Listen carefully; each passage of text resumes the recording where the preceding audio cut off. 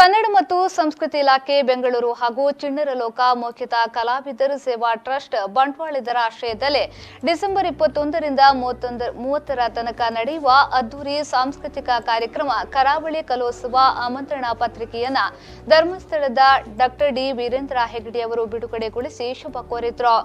ಚಿಣ್ಣರಲೋಕದ ಮೌಖಿಕ ಕಲಾವಿದರ ಟ್ರಸ್ಟ್ ಅನ್ನುವಂಥ ಸಂಸ್ಥೆ ಪ್ರತಿ ವರ್ಷವೂ ಕೂಡ ಈ ಕರಾವಳಿ ಕಲೋತ್ಸವವನ್ನು ಆಚರಿಸಿಕೊಂಡು ಬಂದಿದ್ದಾರೆ.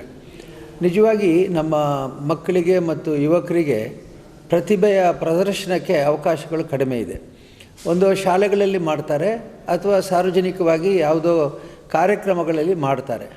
ಆದರೆ ಅಲ್ಲಿ ಬರುವ ಸಂದರ್ಭಗಳು ಹೇಗಿರುತ್ತೆ ಅಂತಂದರೆ ಸಭಾ ಕಾರ್ಯಕ್ರಮಕ್ಕೆ ಪ್ರಾಮುಖ್ಯತೆ ಇರುತ್ತದೆ, ಕಲಾ ಪ್ರದರ್ಶನಕ್ಕೆ ಅವಕಾಶ ಕಡಿಮೆ ಇರುತ್ತೆ. ಆದರೆ ಈ ಕಾರ್ಯಕ್ರಮದ ಮೂಲಕ ನೀವು ನಮ್ಮ ಜಿಲ್ಲೆ ಮಾತ್ರ ಅಲ್ಲ, ಹೊರ ಜಿಲ್ಲೆಗಳಿಂದಲೂ ಬಂದಂಥ ಮಕ್ಕಳಿಗೆ ಮತ್ತು ಯುವಕರಿಗೆ ಯುವತಿಯರಿಗೆ ತಮ್ಮ ಕಲಾ ಪ್ರತಿಭೆಯನ್ನು ತೋರಿಸಲು ಅವಕಾಶ ಮಾಡಿಕೊಟ್ಟಿದ್ದೀರಿ.